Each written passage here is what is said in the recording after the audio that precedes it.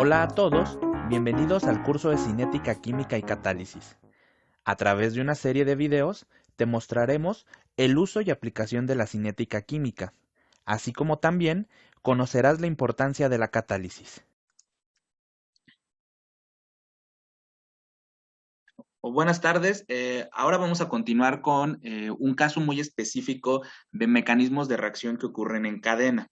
Estos casos de reacciones en cadena los vamos a analizar siempre con el método de aproximación del estado estacionario.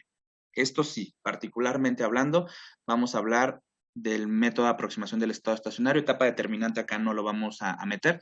Entonces, cuando ustedes vean un mecanismo de reacción en cadena que va a tener las siguientes características que vamos a platicar, pues no vamos a dudar. Ahí sí va a ir el análisis de aproximación del estado estacionario. ¿Cuál va a ser la característica principal de una reacción en cadena? Bueno, normalmente vamos a ver radicales libres.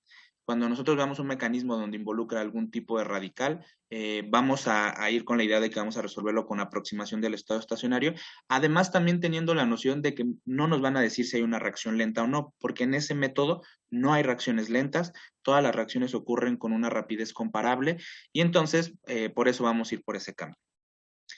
Generalmente, cuando hablamos de reacciones en cadena, tenemos que encontrar tres tipos de reacciones. Unas van a ser la iniciación, otras van a ser de propagación y otras de terminación. Las reacciones de iniciación tienen como objetivo formar a los radicales libres. Los radicales libres, como ustedes saben, son especies poco estables, pero que son muy reactivas. Entonces, los mecanismos comienzan a generarse a partir de que estas especies toman lugar en el sistema. Y entonces, toda etapa en donde tengamos la formación de radicales libres que participen activamente en el mecanismo pueden ser clasificadas como de iniciación. Normalmente la primera reacción es la que pues tiene que ser de donde comienza toda la reacción en cadena. Ahora, el segundo tipo de reacciones son de propagación. Estas reacciones particularmente tienen la característica de que permite la formación de productos deseados. ¿Ok? Normalmente en los mecanismos estas reacciones de propagación pues están en el medio del mecanismo y la característica es pues que permiten la formación, que a través de estas reacciones se permite la formación de un producto deseado. Producto deseado pues tiene que ser una especie que pues no va a participar en otra reacción, o sea que no se va a consumir. Entonces tiene que ser un producto final, es decir, que va a aparecer al término de toda la reacción en cadena, este producto va a prevalecer y yo lo voy a poder encontrar en la mezcla de reacción. Y muy probablemente, como yo estoy queriendo obtenerlo, pues es el producto que yo deseo tener en mayor proporción con respecto a los otros. Entonces, en las etapas de propagación, los productos deseados deben de formarse. Ahora, una etapa de terminación. Como su nombre lo dice, es aquella reacción que forma sí un producto, pero que la formación de este producto, que llamaremos no deseado, o sea, un producto no deseado, y aquí lo voy a subrayar, producto no deseado, es el que limita que la reacción en cadena continúe. Porque en las reacciones de propagación, a pesar de que se forma un producto que no participa, en conjunto normalmente viene acompañado de otra especie que sigue promoviendo la reacción en cadena. En cambio, en la reacción de terminación, se forma un producto que termina, limita que la reacción en cadena continúe. Entonces, ahorita vamos a poder identificarlas tal vez en el mecanismo que tenemos de ejemplo para que podamos ver cuáles son las diferencias entre estos tipos de reacciones. ¿Ok? Una característica bien importante también de esto es que las reacciones de propagación pueden repetirse n cantidad de veces. A diferencia de los mecanismos que hemos tratado anteriormente para los otros métodos en donde se tienen bien definidas una reacción 1, 2 y 3, en estas reacciones en cadena pueden repetirse n cantidad de ciclos estas reacciones de propagación. Eso hace que en este tipo de reacciones en cadenas no podemos obtener la reacción global a partir de sumar las reacciones individuales. Entonces les pido por favor que en este tema de reacción en cadena donde tenemos radicales libres y n cantidad de veces se ocurre en la reacción de propagación, evitemos sumar las reacciones. No vamos a llegar a nada de esto porque n veces se están repitiendo las reacciones que están en el medio. Entonces, en este tema particularmente hablando, no es conveniente tomar la reacción global. ¿Estamos de acuerdo en esto? Sí, profe, sí, profesor. Ok. Bueno, ahora, Dado que vamos a ocupar el método de aproximación del estado estacionario, una de las cosas que aprendimos cuando vimos los fundamentos o las hipótesis que tiene este método es que las especies intermediarias, su cambio de la concentración de estas especies intermediarias con respecto al tiempo es cero. Esto hay que tenerlo presente para cuando nosotros estamos ya identificando, uno, primero a las especies intermediarias y luego dos, que escribimos sus reacciones de sus términos de formación. um, no olvidar que tenemos que igualarlos con cero solo a lo de las especies intermediarias. ¿Ok? Esto es muy importante porque ya los mecanismos que vienen en este tema pueden ser mucho más grandes de lo que hemos venido tratando. Por ejemplo, yo aquí ahora ya puse uno de 4 reacciones. En la tarea a lo mejor puede venir uno de 5 o de 6 reacciones y puede ser más grandes que eso, ¿no? Entonces, necesito que sí de pronto tengamos en claro que esto solamente aplica para especies intermediarias. Su cambio en la concentración con respecto del tiempo es cero, solo para esas especies, ¿no? Que bueno, aquí lo voy a escribir, cambio en la concentración con respecto del tiempo es igual con cero. Muy importante esto igualarlo con cero. Bueno, vamos a ver un ejemplo, porque pues creo que ejercitándolos la mejor forma en la que podemos aprender de esto. Y entonces, particularmente vamos a hablar de la descomposición térmica del acetaldehído. El acetaldehído tiene esta fórmula química y para esta descomposición se plantea que ocurre en 4 reacciones. En la primera reacción, en la reacción 1, ocurre la descomposición del acetaldehído y se forman 2 radicales, el radical metilo y el radical que viene de la terminación del aldehído. Estos 2 radicales, pues, como bien esperamos en una reacción en cadena, pueden participar dentro del mecanismo, aunque no es obligatorio que un radical que se forme participe, es común que esto ocurra. Pero este caso en particular me gusta porque el segundo radical, realmente no participa en la reacción. Entonces, aunque es un radical y podemos pensar que es una especie activa, vamos a ver en las demás reacciones que no lo vamos a volver a ver. O sea, se forma, pero no participa de nueva cuenta. Pero tampoco es una especie que querramos tener, o sea, que podamos tener, ¿no? Que, o sea, un radical, así como obtenerlo como un producto, pues no, porque en el laboratorio no es que lo podamos apartar, ¿no? O purificar, separar de los demás. ¿Ok? Entonces, por eso me gusta este ejemplo. Ahora, en la segunda reacción, el radical que se forma, el radical metilo, reacciona con una segunda molécula del reactante, que en este caso es el acetaldehído, y forman un primer producto. Este primer producto es el metano. ¿Ok? El valor agregado que tiene el metano, pues es realmente algo que nosotros conocemos porque puede servir como materia prima para otros hidrocarburos de mayor valor agregado, como por ejemplo algún tipo de alcohol, e incluso el metano puede servir para formar hidrógeno. Entonces, formar metano puede ser un producto deseado desde este punto de vista que después lo vamos a utilizar. Ahora, la reacción conlleva a la formación de otro radical. ¿Ok? Este otro radical, aquí les puse el nombre, se llama acetilo. Este radical se forma como consecuencia en la reacción número 2 y su participación en la reacción número 3 toma lugar con su descomposición. A través de su descomposición se forma el monóxido de carbono, que en este caso también será otro producto que yo deseo tener, y viene acompañado de la formación de un metilo. Fíjense cómo el metilo ya ha participado en las 3 reacciones, que es el caso que incluso Donet nos estaba platicando hace rato. En la reacción 1 se forma, en la reacción 2 se consume, en la reacción 3 se vuelve a formar. Y luego en la reacción 4, 2 radicales de la misma naturaleza forman un producto. Este producto que está aquí, el etano, pues sí, también al igual que el metano y el monóxido de carbono, es un producto que no va a participar en ninguna otra reacción, pero dense cuenta cómo la formación de este producto inhibe que el radical metilo, que es un participante activo del mecanismo, ya no siga su participación cuando se encuentran 2 de ellos. Si se encuentran 2 de ellos, se forma este hidrocarburo que detiene a la reacción en cadena. Entonces, desde este punto de vista, hay una separación en cuanto al rol que desempeñan estos 3 productos.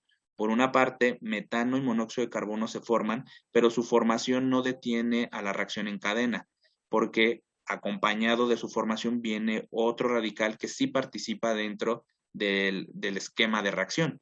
En cambio, la formación del etano completamente termina la participación de uno de los radicales, que además es el que participa en todas las reacciones.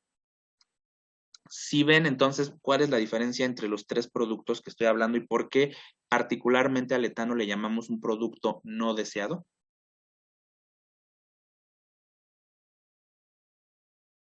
¿Queda Sí, claro? nada más una pregunta. Ujú. No sé si vaya de acuerdo al tema, pero experimentalmente o en industria, ¿cómo se controla el momento en el que se detiene la reacción, en que se forma el producto no deseado? Pues, la contraparte de los catalizadores, ¿cómo se llama?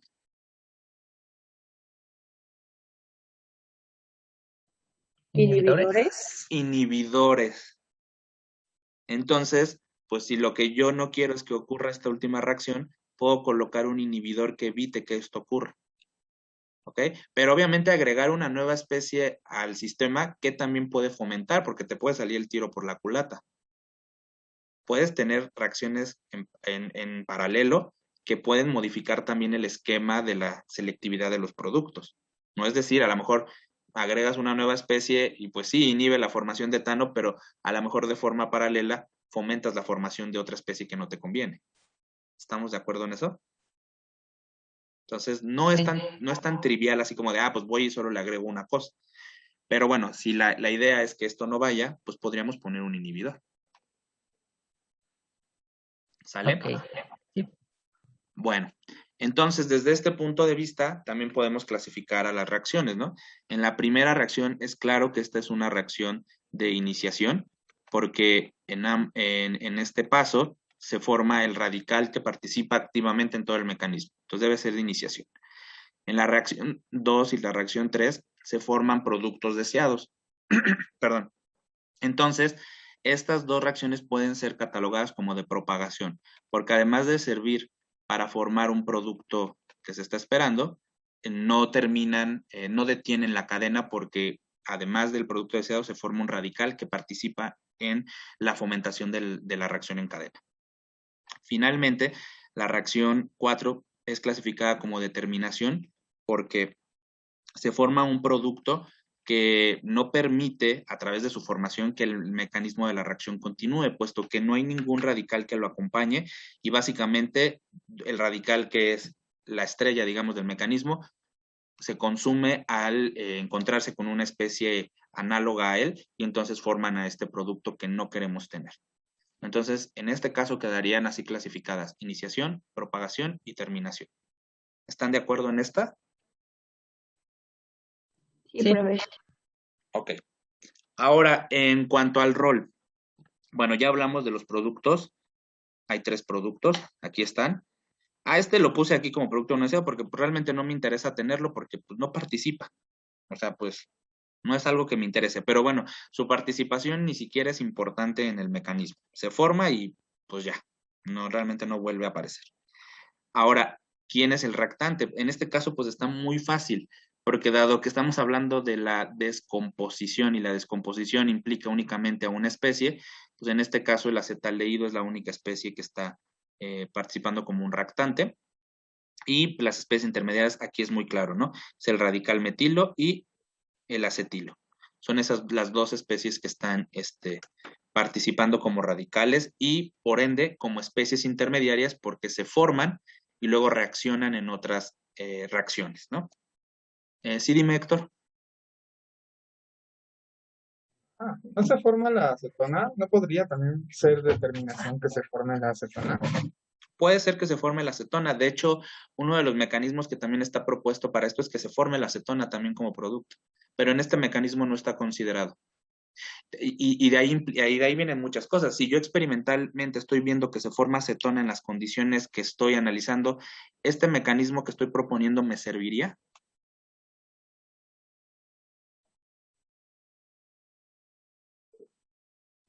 O sea, Tal si me... vez sí. Sí, o sea, pero aquí tienes acetona. No, No, no, no. pero O sea, pensaba como que sí podrías funcionar, pero como algo parecido, Algo ¿no? parecido. Ajá, pero entonces tienes que plantear otras etapas, otras reacciones y quitar tal vez algunas de estas y proponer otras. Este punto que estoy tocando es importante. La propuesta de un mecanismo de reacción viene también a partir de la evidencia experimental. Quien propuso la descomposición del acetildo con estas cuatro reacciones, experimentalmente hablando, debió de haber notado estos tres productos y no debió de haber notado la presencia de la acetona, por ejemplo. Ahora, si él hubiera visto que en las condiciones que tiene, porque también agregar o modificar alguna condición o incluso agregar un catalizador pueden modificar el mecanismo de la reacción. Y entonces, si yo agrego una especie más y yo veo que se forma acetona, es que este mecanismo no lo puedo ocupar al 100, tengo que proponer otro. Y de ahí viene la idea. Siempre que yo voy a tener un mecanismo de reacción, proviene de la propuesta. Los mecanismos de reacción no son leyes, son propuestas de interpretación de lo que está ocurriendo en el sistema y provienen digamos que su estructura a partir de los productos que yo veo experimentalmente hablando, es que puedo plantear este conjunto de reacciones. En el caso que tú propones de acetona, entonces tú no deberías de proponer este mecanismo, deberías de proponer uno alterno y luego analizarlo. ¿Estamos de acuerdo en eso? Entonces, digamos que podríamos proponer una reacción 5 en la que también sea determinación en la que se forme la acetona. También podríamos tener dos etapas de terminación, podríamos tener dos de iniciación, cuatro de propagación. No hay como un número límite. Este lo puse fácil, pues porque estamos aprendiendo, ¿no? Entonces, aquí como que quiero que ustedes identifiquen cuál es la característica de cada una de estas etapas. Pero al final, en un problema tal vez real, podríamos tener 8 o 9 conjuntos de reacciones que ocurren en ese mecanismo. Y que son propuesta, ¿eh? Porque realmente nadie lo sabe, ¿no? Luego, a ver, dice Donet, el radical CHO es no deseado porque no es de interés obtenerlo o porque no participa. ¿Por qué no participa realmente? O sea, en este caso, no, o sea, su participación tampoco inhibe. O sea, que se forme no está inhibiendo la reacción, pero que se forme tampoco la está propagando. Entonces, su participación realmente en este caso es, pues, nula, ¿no? O sea, no es algo que me interese analizar. Problema sería que a partir de que se forme, está formando un producto que termina también la reacción. O sea, imagínense que en este último paso, además del etano, me hubiera salido el radical más CHO aquí, pues es que entonces los dos me friegan, porque uno termina con los dos radicales que participan y el otro no permite que siga fomentándose. Entonces, ese sería un caso aún peor, ¿no? Que tuviéramos aquí las dos especies que pues no permiten ni que se propague, ni permiten que mejore la producción de las especies que yo sí quiero que se formen. Entonces, pues desde ese punto de vista lo clasifiqué como no deseado porque no nos interesa, Donet. Pero en realidad, eh, yo no lo pondría como una especie intermediaria porque nunca participa como reactante. No lo pondría como un producto deseado porque no es algo que podamos aislar. Y pues tampoco es un reactante. ¿Estás de acuerdo en eso? Sí, lo que me había causado confusión era eso, que nos dijo que un producto no deseado es el que limita la reacción que la reacción en cadena continúe. Y este pues en realidad no está limitando nada. No, pues ni participa además. Ajá, y me causó confusión porque podría tomarse como un producto final, ¿no? Pero no es de interés obtenerlo, entonces dije, entonces, ¿dónde lo pongo? No, y Ok, además, fíjate, desde el punto de vista de los radicales, ¿cuál es la vida media de un radical? nada, es muy corta. Muy corta. Entonces, a nivel laboratorio, ¿tú crees que lo podríamos como aislar, como purificar? No, Entonces, darle como la categoría de producto, yo creo que es como que llevarlo a un punto en el que podría interpretarse que nosotros lo vamos a obtener al final, ¿no?